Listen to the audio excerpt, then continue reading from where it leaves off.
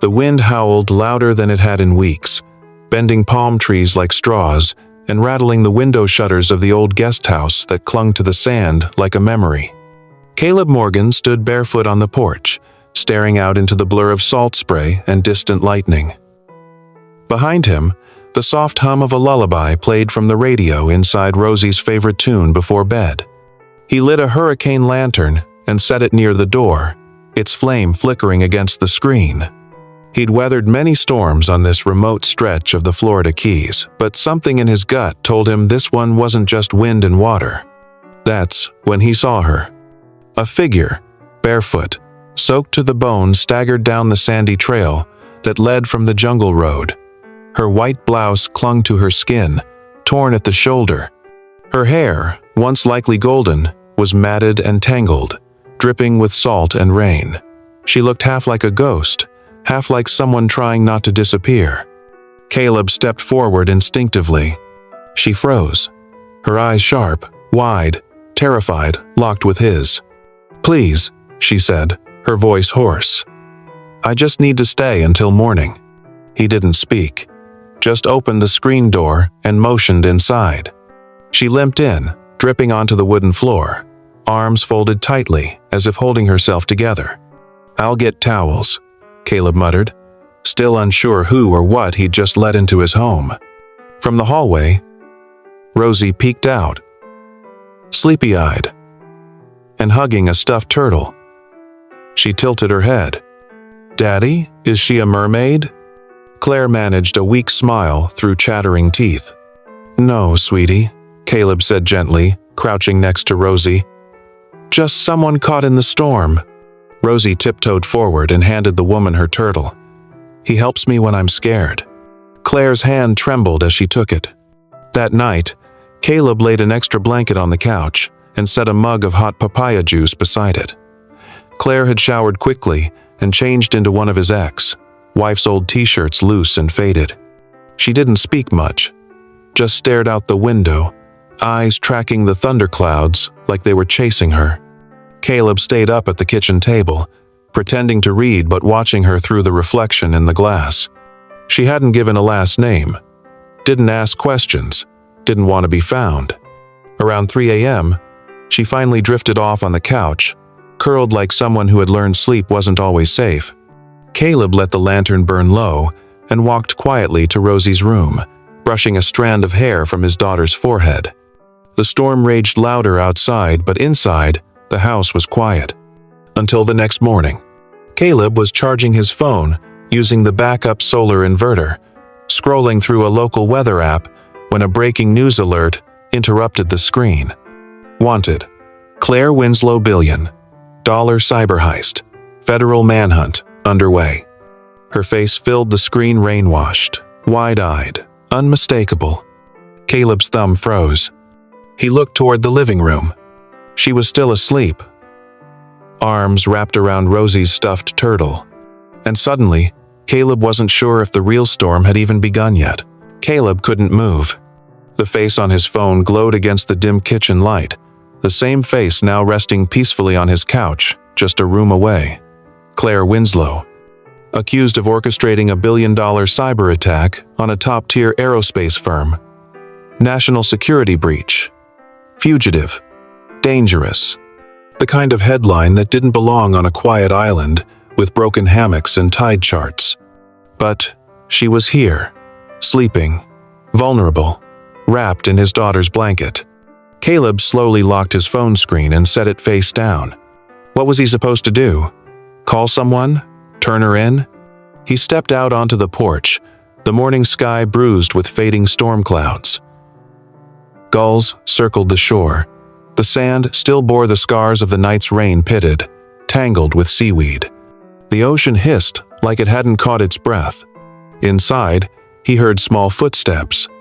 Rosie, hair tangled and pajamas too short now, tiptoed into the kitchen. She reached for the juice jug and poured herself a clumsy glass. "She's still here," Rosie whispered, like it was a secret. Caleb nodded, rubbing his jaw. "She said I can help her fix the wind chime today," Rosie added, already beaming.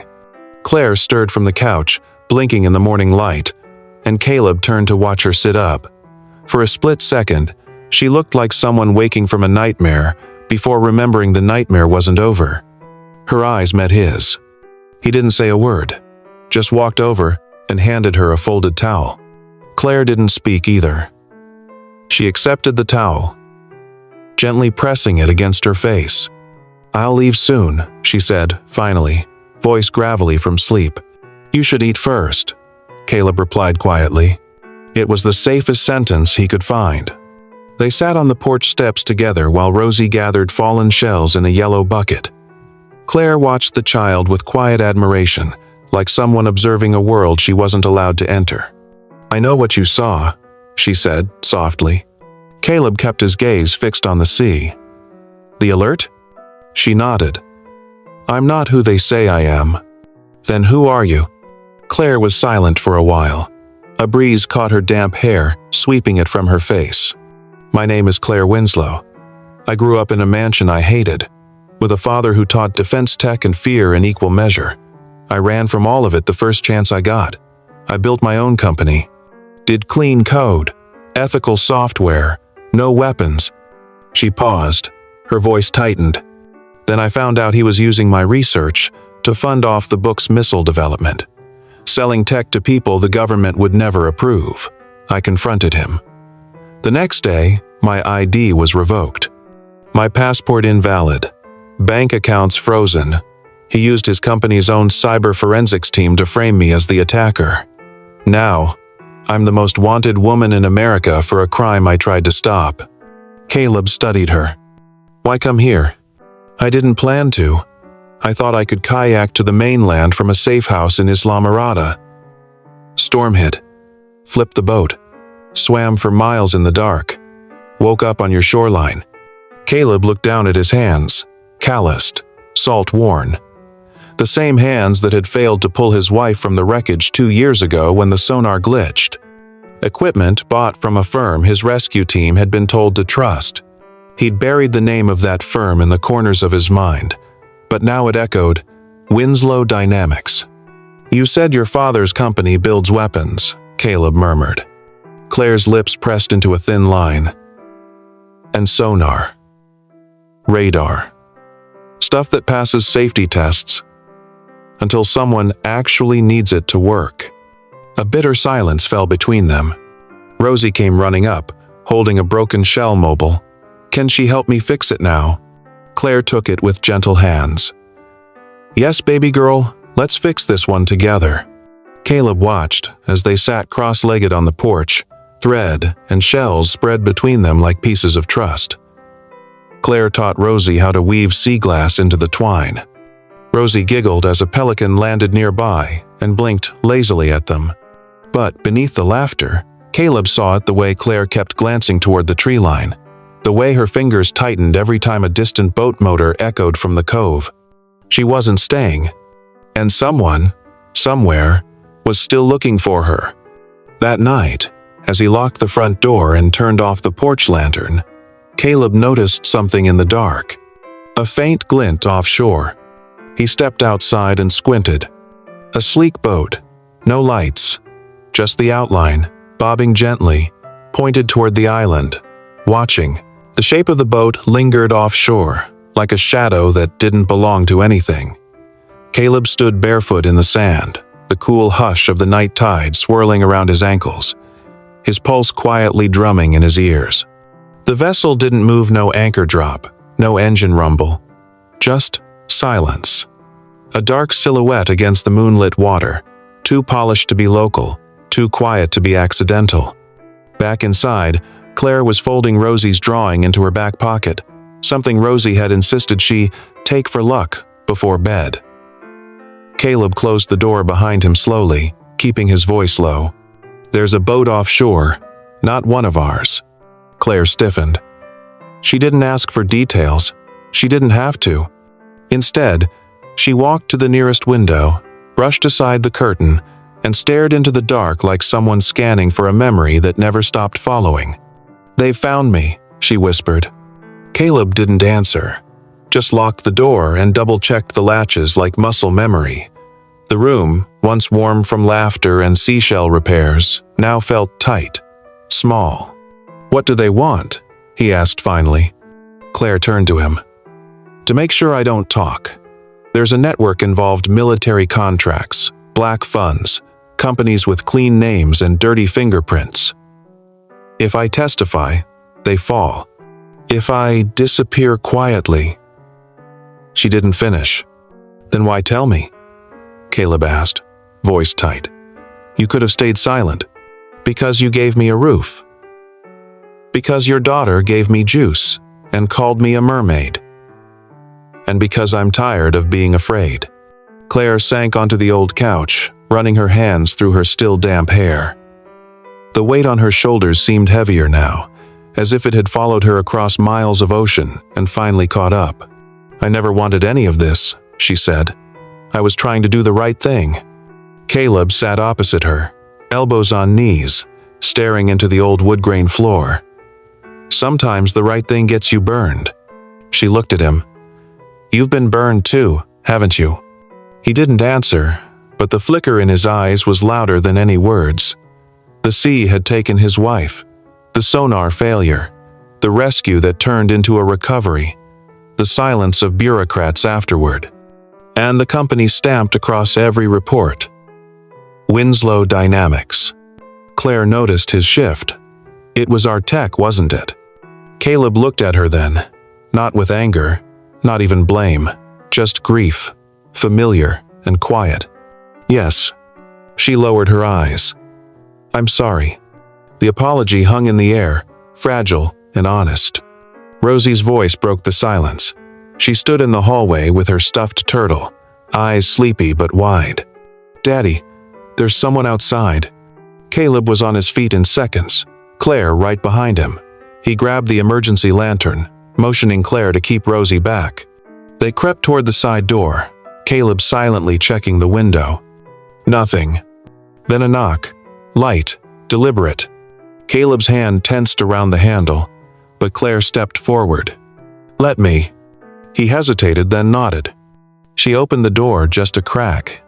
A boy, no older than 17, stood in the dark, soaked in sea spray, barefoot and trembling. "They told me to come first," he said, eyes darting behind her. "To see if she's really here. They're waiting." Claire's heart dropped. "How many?" Caleb asked. The boy looked terrified. "3, on the boat, armed. They said if I run, they'll find my family. Please, I don't want to do this." Claire crouched down, her voice soft. "What's your name?" "Thank you." She took his hand gently. "You just made a choice. That's the first one that's yours." She looked up at Caleb. "They're coming."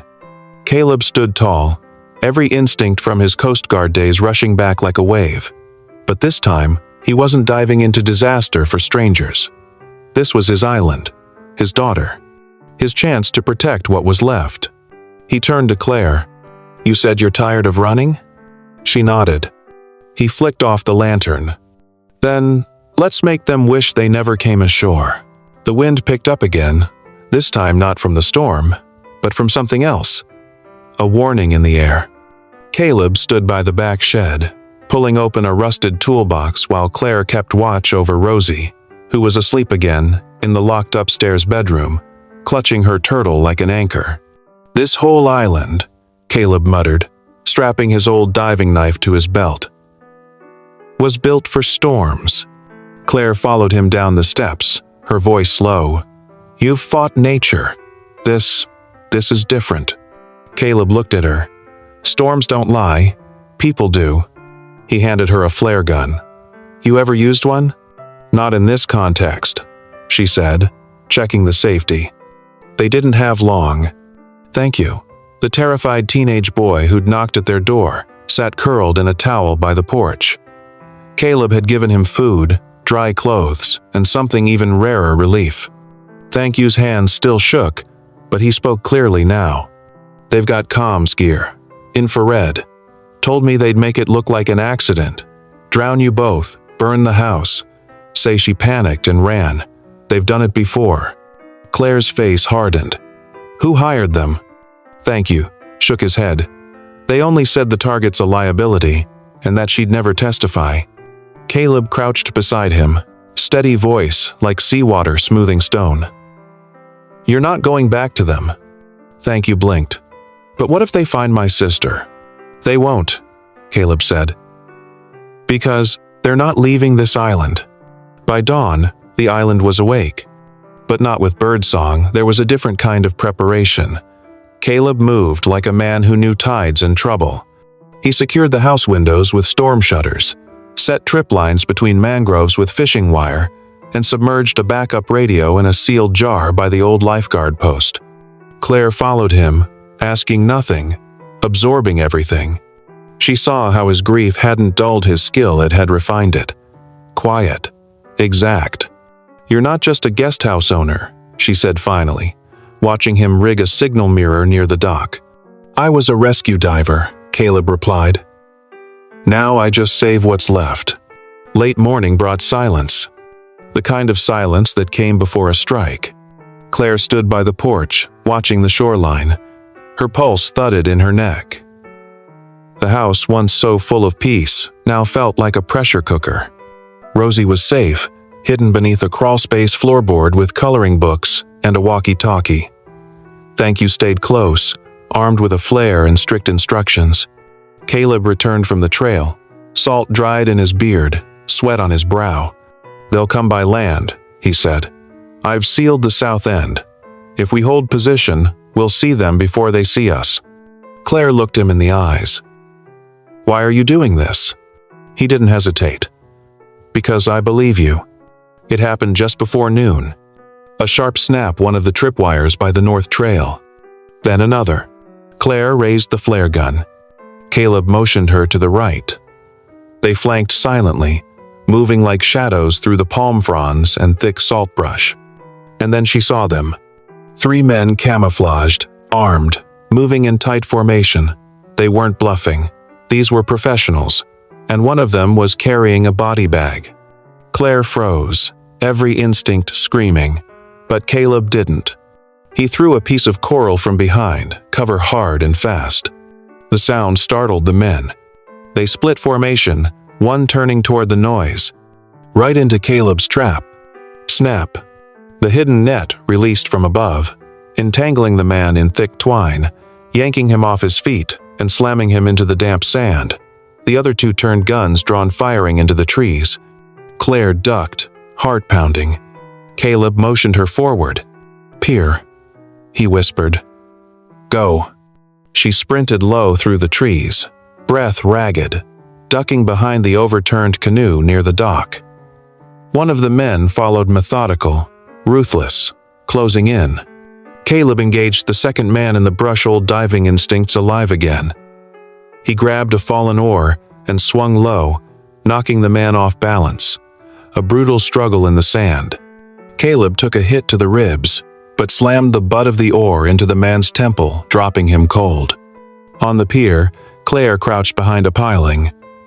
The last man stalked her now, step by step, silent as a ghost. Until a splash. Claire turned. Caleb had entered the water. The man hesitated, gun aimed toward the noise. And that was the opening. From beneath the dock, Caleb surfaced, yanked the man's legs out from under him, and pulled him into the water. A flurry of limbs, bubbles, and thrashing until Caleb emerged, panting, soaked, but alive. 3 down. By late afternoon, it was over. Thank You helped them tie the men, strip their comms gear, and disable their weapons. Caleb activated the sealed emergency radio and sent a signal. It would reach a Coast Guard outpost within the hour. Claire stood on the dock, wind whipping her shirt, eyes scanning the ocean. "Do you think they'll try again?" she asked. Caleb stood beside her. "If they do, I won't be the only one waiting." She turned to him, and for the first time since that stormy night, she didn't look like someone running. She looked like someone ready to stay. By morning, the quiet was gone. Snowmobiles buzzed in the distance. The occasional flicker of helicopter blades cut across the treetops, echoing between peaks like warning bells. Claire sat on the cabin's front step, bundled in a coat that wasn't hers, drinking boiled snow water from a dented tin mug. Her gaze was fixed on the trail beyond the trees, the one she knew would soon carry reporters, security, maybe even lawyers. Inside the cabin, Lila was drawing again. Wesley moved with purpose, gathering supplies, boarding up a loose window, fixing what could be fixed before it was time to say goodbye. Claire didn't want to say goodbye. But what choice did she have? She stood and walked around the side of the cabin, where Wesley was stacking logs. "I'll leave before they get here," she said. "I'll tell them you had nothing to do with it, that I found the cabin alone." He looked at her slowly, steadily. "You don't have to lie." "I'm not lying," she said. "I'm protecting you. You think I care about what the press thinks?" His tone was calm, but firm. "You were hurt. I helped. That's what anyone decent would have done." Claire's voice cracked. "I'm not used to decent. I don't even know what it looks like anymore." Wesley set the last log down and wiped his hands on his jacket. "Maybe you needed to get lost to find it again." She looked away. "It doesn't change anything. They'll still expect me to go back. To fix the company, fight the lawsuits, play the part. Do you want to?" She hesitated. For the first time, she didn't know the answer. Back inside, Lila held up a picture. It was a crayon drawing of the three of them, Wesley, Lila, and Claire, standing in front of the cabin beneath a shining Sunday. Claire stared at it for a long moment. "You gave me freckles," she said softly. "You have them," Lila smiled. "Just really small." Claire knelt beside her. "Why did you draw me in it?" Lila blinked, confused. "Because this is a happy picture. And you're in it." Claire's breath caught in her throat. That night, the first wave of media camped at the edge of the woods, stopped only by the snow and distance. They shouted questions toward the cabin, their voices faint echoes over the mountain wind. "Claire, are you okay? Did you run from the scandal? Is it true you're resigning? Who is the man in the cabin with you?" Wesley shut the shutters without a word. Claire sat in silence near the fire. The weight of the world outside was pressing in, but so was something else, a stillness, a clarity she hadn't felt in years. "I should go," she whispered. "Tomorrow." Lila, half asleep, stirred and mumbled, "Will you come back?" Claire's heart shattered. She stood abruptly and stepped outside, away from the warmth, away from the little girl she didn't know how to say goodbye to. Wesley followed. Snow crunched beneath their boots as they stood side by side in the dark. The stars overhead so sharp they looked close enough to touch.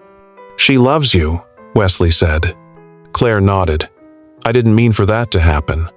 He looked at her. "Sometimes, love doesn't wait for permission." Silence passed between them. Then, quietly, Claire said, "Would it be enough for you? Just this life? Fixing broken windows, watching storms roll in. No headlines, no empire." Wesley's voice was calm. "I already chose that life, Claire. The question is, can you?" At dawn, the trail was cleared.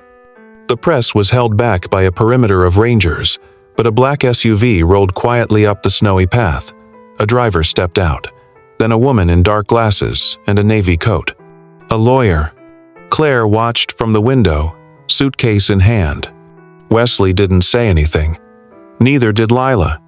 Claire walked to the door, then paused. She turned back to Lila and knelt, voice trembling. "You're brave. Don't stop being brave." Lila hugged her so tightly Claire could barely breathe. "I don't want you to go," she whispered. Claire looked to Wesley, his eyes steady, his silence deafening. Then she opened the door and stepped into the world that had come to claim her. The SUV drove away slowly, wheels cutting a clean line down the mountain. Inside, Claire sat rigid, her hand clenched around the drawing Lila had slipped into her coat. 3 figures. One Sunday. One cabin. Tears streamed silently down her cheeks. Because for the first time in her life, she wasn't sure if she belonged to the world waiting at the bottom of the mountain, or the one she'd just left behind. The sky began to pale long before the sun rose, soft silver bleeding into the horizon, painting the waves in hushed tones of blue and pearl. The island was quiet, the kind of quiet that feels like a held breath. Claire stood at the edge of the dock, suitcase in hand, her hair braided loosely down her back. She wore the same windbreaker Rosie had lent her days ago, too small in the sleeves, but warm in the ways that mattered. She turned when she heard footsteps behind her. Caleb. He didn't speak right away, just stood beside her, watching the boat in the distance approach like a promise and a farewell. "Marshal team?" he asked softly. Claire nodded. "They'll take me to the mainland. I'll testify. The FBI's ready to move." Caleb crossed his arms, jaw tight, not with anger but with everything he wasn't saying. "They'll dig," she continued. "Smear me, maybe worse, but the evidence is solid. Your wife's sonar report, it's in there. I made sure of it." He looked at her, then really looked. The woman who had staggered to his door in the storm was gone. This Claire stood with her back straight, eyes calm, hands steady. "You'll be careful?" he asked. A pause. "I will," she said, "because now I have something to come back to." Before he could reply, the screen door creaked open behind them. Rosie stepped out, holding a pink seashell necklace tied in a loop too large for a child's neck. "I made it for you," she said, eyes still puffy with sleep. Claire bent down, tears rising without permission. "I'll keep it with me always," she whispered, "so I remember where the good people are." Rosie leaned forward and whispered in Claire's ear, "Next time, stay longer." Claire laughed softly, eyes shining. "I promise." The boat pulled closer now, its engine soft but certain. Claire turned to Caleb one last time. "I'm not the same person who washed up here." He nodded. "Neither am I." She stepped onto the dock ladder slowly, suitcase in one hand, necklace clutched in the other. The officers helped her aboard. Caleb and Rosie stood on the pier as the boat turned, slicing back toward the mainland. Claire looked back only once. She raised her hand in a wave, just 2 fingers, soft and sure. And then she was gone. Days passed. The wind calmed, the sea warmed. Reporters came and went. News headlines screamed her name, then quieted. Investigations launched. Executives were subpoenaed. Arrests made. But on the island, life returned to rhythm. Caleb fixed a broken porch post. Rosie started naming pelicans again. The Shell Mobile danced in the breeze. And one afternoon, just as the tide rolled highest, a small package arrived. Inside was a conch shell, polished smooth, wrapped in tissue paper. No note, just a necklace pink, exactly like Rosie's, but tied smaller. And a photo. Claire, in front of a courthouse, smiling not for the cameras, but for someone who believed her long before the world ever would. That evening, Caleb lit the lantern on the porch and sat beside Rosie as the sun painted the waves gold. "You think she'll come back?" Rosie asked. Caleb smiled gently. "She already has." He looked out at the sea, the same sea that had once taken everything from him. And now? It had given something back. A reason to believe again. A reason to stay. A reason to hope. She washed ashore in a storm wanted by the world. But in one father's quiet belief, she found something rarer than freedom. She found peace.